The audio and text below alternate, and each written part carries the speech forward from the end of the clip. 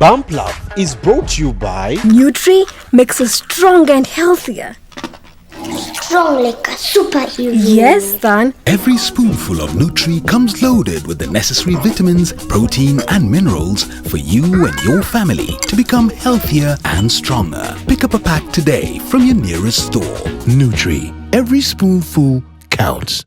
Hello and welcome back to Bump Love. We are continuing our discussion on eating disorders, and earlier on in the previous episode, Gemma, our nutritionist, educated us on what these eating disorders are. So if you haven't watched that episode, maybe you should start there, then you can come back to this one.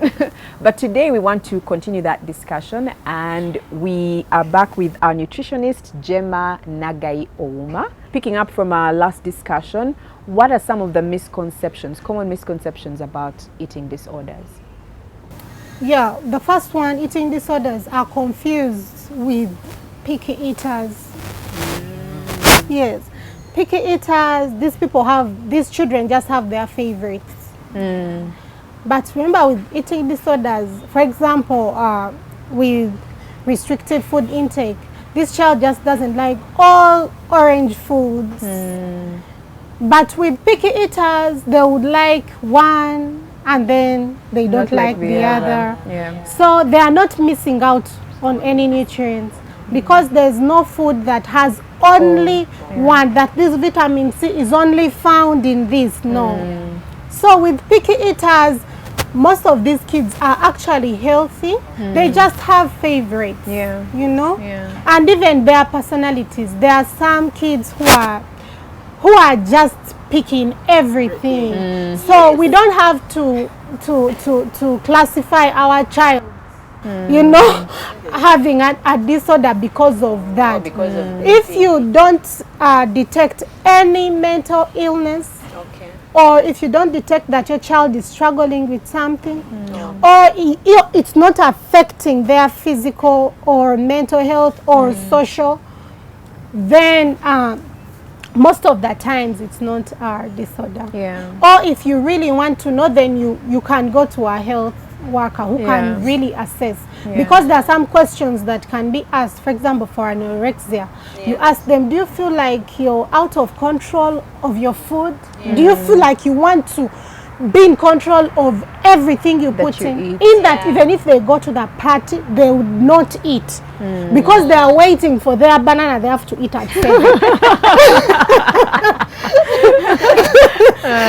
So these people, they just want to be in control of everything. They know the grams of fat in avocado. Wow. You know, and sometimes if they just know that fats are not good, they will avoid all fat foods.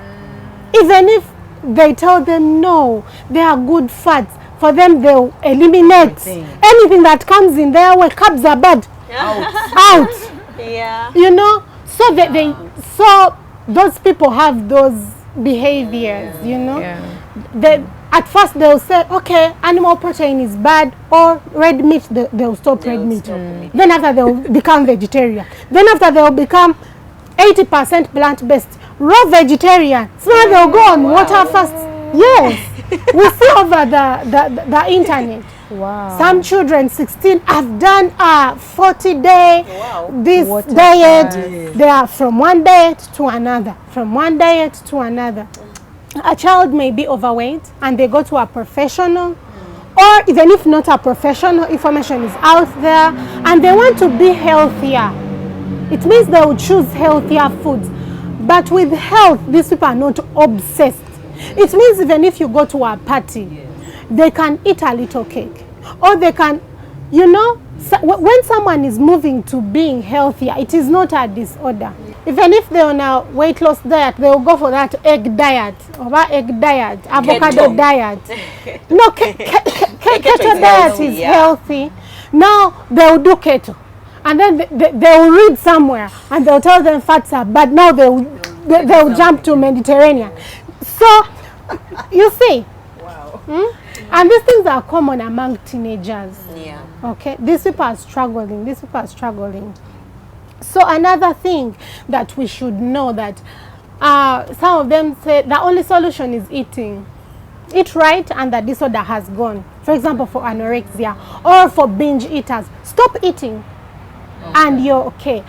Eating is part of therapy, because if the child is underweight, then you can't address other mental issues unless they've come to a healthy weight. So yes, feeding is part of the therapy, but it does not solve the problem. Because if the person comes to a dietitian and we do a schedule and the person becomes healthy, if the root cause is not handled, they'll fall back after some time, or they'll choose another habit which is not eating but to cope with and obsess about it. Maybe smoking, maybe drugs, maybe so eating is not everything. So if the child has been having episodes of binge eating and then you tell them, no, you know what, just stop. Yes, they may stop for that time and it may help them short term, but long term it's not the only solution. As we've seen, these disorders are always mental issues. I'll give you an example. If it is anorexia, you suspect it, you're like, but this child, now you start being like intentional. You start observing the child. Maybe the person wants apple. Why apple only? You tell the child, okay, eat an orange. No, it's not part of mommy. No, you get. And some of them will get violent. Some of them. So if you suspect it, number one, start observing. If you cannot diagnose it well, then you go to a specialist. Because I've told you, when we get such children or teenagers or even adults, you ask them, for example, have you lost like 6 kilos in the past 3 months? Then you'll see, okay, do you feel like you want to count every calorie that you consume? Do you feel like you're not in control of what you're eating? For example, for binge eating, do you feel like you're not in control? You know? And the person is saying, yeah, I just feel like sometimes I'm not in really good control. Then you ask, for example, if it's a child, how is school? Who are your friends? Do you have any problems? You find out if there are some mental issues, extra issues. So the first thing is, if you suspect it, don't brush it off. You rather probe more. If it's a picky eater, you want to know, is it just picky eating or something deeper? You know, like my son does not like mukene. Pick mukene. Children really like mukene. No, you know the problem with him. The problem with him is seeing it. They're fish. That's fish. Oh my goodness! The the chicken wing is like, mommy, I cannot eat the hand of that chicken. I cannot eat the hand of that chicken. So I know he is a picky eater. So, but if I give the thigh of that chicken, he will eat it. If we get powdered mukene, he will eat it. So I'm like, okay. That's a picky eater. And also, if you give them other alternatives, it's not about color. And sometimes for picky eaters, hand of the chicken. they cannot. Now, so in my mind, I'm like, why do we eat the hand of the chicken? And also other times for picky eaters, if you just give them some time without the food, you know, for example, pineapples. My son is a picky eater, so he had issues with pineapple, but he would take the pineapple juice. So he would wait for you guys to finish the pineapple, then he would drink the juice. But as years have gone by, he has started eating the pineapple. So sometimes for disorders, they don't change, even if it's this, and sometimes they just don't like the pineapple. And also, we don't have to forget that these disorders are accompanied by some coping mental thing. So we don't have to forget. Sometimes our children get stressed with homework too much. Okay, I don't know what. Some of them are just stressed. So picky eaters, they may not want something, but it's not that they don't like everything. And it's not affecting their health. Very crucial. First thing to do, take your child and they examine. Healthy weight, perfect. We go on. Even if picky eating, can you get a source of vitamin C? Yeah. Juice. Don't like fruits? No problem. You don't like greens? Do you like cabbage? Yes, we go on. But if you notice that this person just does not like all these things, vegetables, all vegetables, and also it's affecting their health. Then yes. you really, That's it a means, and then it's accompanied by stress, Yeah. or whenever they get annoyed. So, yeah. So Okay. that's all about misconceptions about it. It's not all about eating. It's not all about what's happening to them, but their coping mechanism. So are these eating disorders treatable? Yes, they are treatable. Oh, yeah. sorry. No, Ask no, again. that, you can go ahead. Repeat the question. I cut you short. Are the eating disorders treatable? And where can someone go to find help when they find their child has an eating disorder? Okay. I always advise parents not to diagnose. Don't conclude, number one. Okay? But for example, pediatricians Yeah. and also nutritionists, dietitians, you can get help. Because actually we have a full set of questionnaires Yeah. we fill in, and we have marks. If this one is above 50%, then it's an eating disorder. If this one gets 2 points, it's an eating disorder. So there's a good way to diagnose Process, yeah. these. So you can go to, or any doctor can, you can start with those. And it's very, very treatable. It has different branches. We have nutrition, then we have the mental health specialist, and also the environment. So it's very treatable as long as they've identified it. The first thing, for example, if the child is obese, you come to a dietitian. The way we deal with obesity in children is not the way we deal with obesity in adults. Yeah. We don't put children on diets. No, and never do that.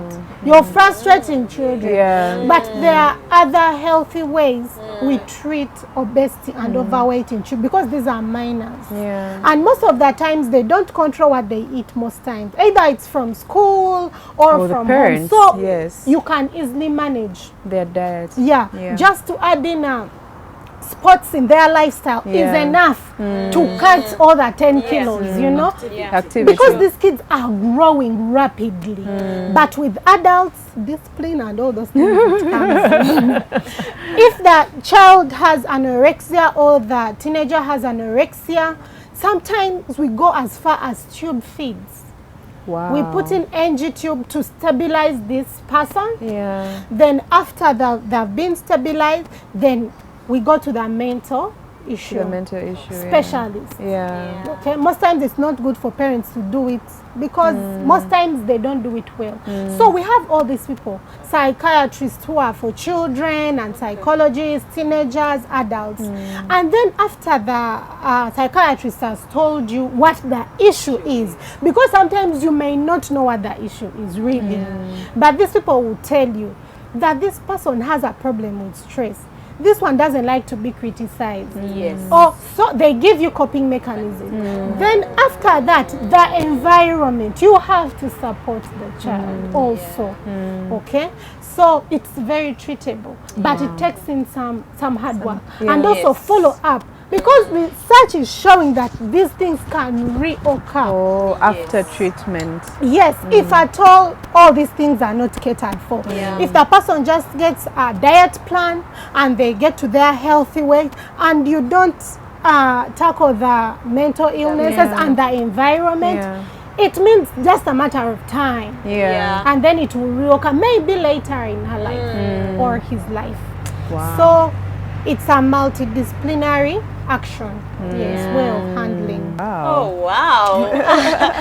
I guess after this we have a holistic idea of what, picky eating is. Thank you. That was really, really great. Yeah. And remember, this was in partnership with Nutri porridge. It has a wide range of porridge flours enriched with the relevant vitamins and minerals, proteins, just to give you the energy you need all day long. Every spoonful counts. With love from Bump Love.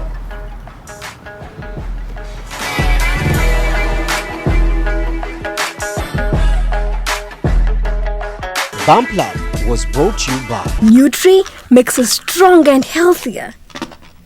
Strong like a superhero. Yes, son. Every spoonful of Nutri comes loaded with the necessary vitamins, protein and minerals for you and your family to become healthier and stronger. Pick up a pack today from your nearest store. Nutri. Every spoonful counts.